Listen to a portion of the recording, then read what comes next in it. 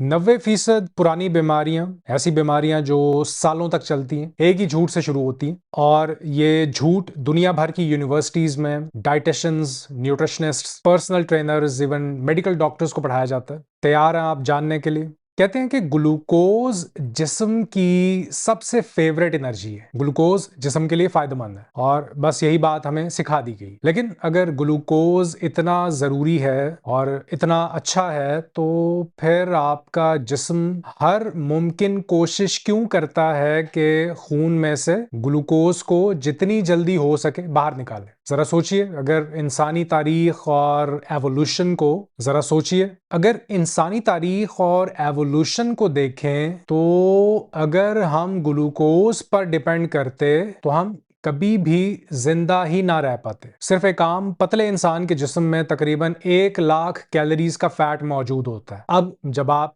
ज्यादा चीनी खाते हैं तो जिस्म इसे खून में से बहुत तेजी से बाहर निकालता है और ये सारी चीनी एनर्जी की शक्ल में इस्तेमाल नहीं होती। अब ये चीनी कहाँ जाती? क्या ये हवा में उड़ जाती है? क्या आप इसे पेशाब के जरिए बाहर निकाल देते हैं? नहीं, ये चीनी आखिरकार फैट में तब्दील हो जाती है। ये बात ठीक है कि जिस्म के कुछ हिस्सों को ग्लूकोज की जरूरत होती है, लेकिन ये मिकदार बहुत कम होती है और जिस्म खुद भी आसानी से ग्लूकोज बना सकता है नॉन शुगर सोर्सेज से। यही वजह है कि जब भी ग्लूकोज खून में बढ़ता है तो जिस्म तेजी से इसे बाहर निकालने की कोशिश करता है। फिर हमें यह बताया जाता है कि हमारी रोजाना की कैलोरीज का 50 या 60% हिस्सा कार्बोहाइड्रेट्स होना चाहिए, नशास्ता होना चाहिए, जो आखिर में ग्लूकोज में तब्दील हो जाता है। एक लम्हे के लिए सोचिए, जब आप ब्लड शुगर टेस्ट करवाते हैं और अगर आपका रिजल्ट 80 आता है जो नॉर्मल माना जाता है, तो आपके पूरे खून में चीनी की मिकदार कितनी होती है भला? सिर्फ 1 चम्मच के बराबर होती है।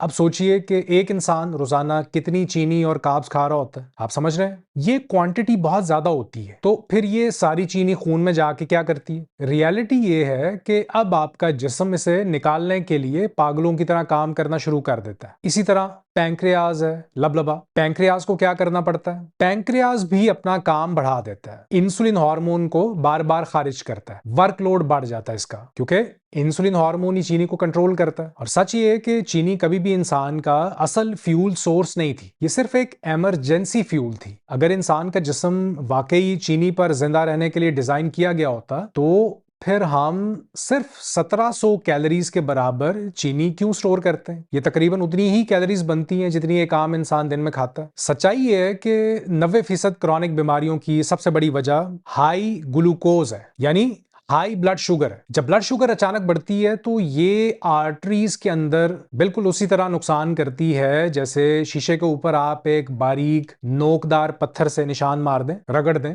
और इस सारी जगह पे सूजन आ जाती है। और इसके लिए ज्यादा चीनी की जरूरत नहीं होती, सिर्फ 4 ग्राम चीनी भी खून की नालियों में ये मसला पैदा कर सकती है। और ये कितनी चीनी बनती है? रोटी का 1/4 हिस्सा ये इतनी चीनी बनती है। अब जरा सोचिए कि एक आम इंसान रोजाना कितनी चीनी अपने खून में डाल रहा होता है। इसी चीनी को निकालने के लिए जिस्म को इंसुलिन को ज्यादा मिकदार में बनाना पड़ता है। तो अंदर क्या हो रहा होता है? इंसुलिन का लेवल मुसलसल हाई रहता है। फिर एक वक्त ऐसा आता है कि जिस्म को बचाने के लिए एक नया डिफेंस सिस्टम बनना शुरू हो जाता है, जिसे इंसुलिन रेजिस्टेंस कहते हैं। ये असल में जिस्म का सिग्नल होता है कि बस अब बहुत हो गया, चीनी बंद कर दें। इंसुलिन रेजिस्टेंस असल में सेल्स को नुकसान से बचाने के लिए ये सिस्टम बनता है। इसमें ग्लूकोज को सेल्स के अंदर जाने से रोका जाता है ताकि ग्लूकोज टॉक्सिसिटी ना हो, नुकसान कम हो। तो कुछ इब्तदाई अलामात भी आती हैं, जैसे रात को बार बार पेशाब आता है, ब्रेन फॉग, दिमागी धुंधलापन, याददाश्त कमजोर होना, पेट की चर्बी बढ़ना, नजर के मसाइल, मूड का खराब रहना, एंजाइटी, डिप्रेशन,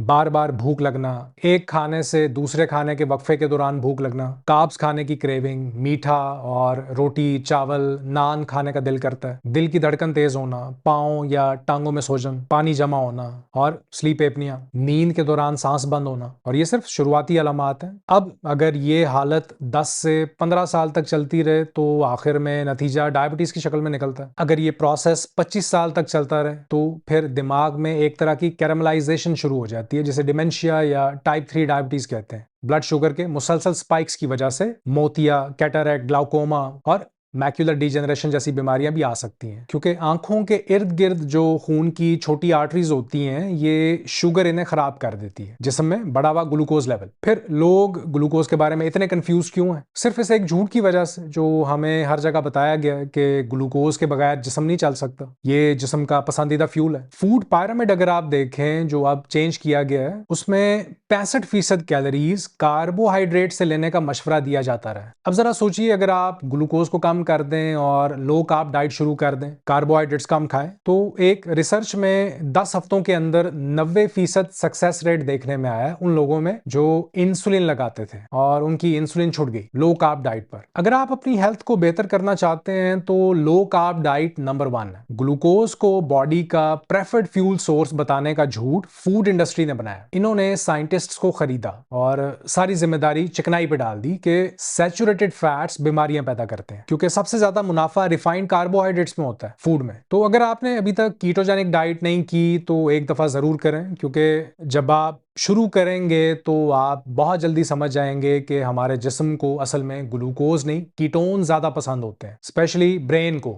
इसी बात के साथ अपना ख्याल रखिए। अल्लाह हाफिज।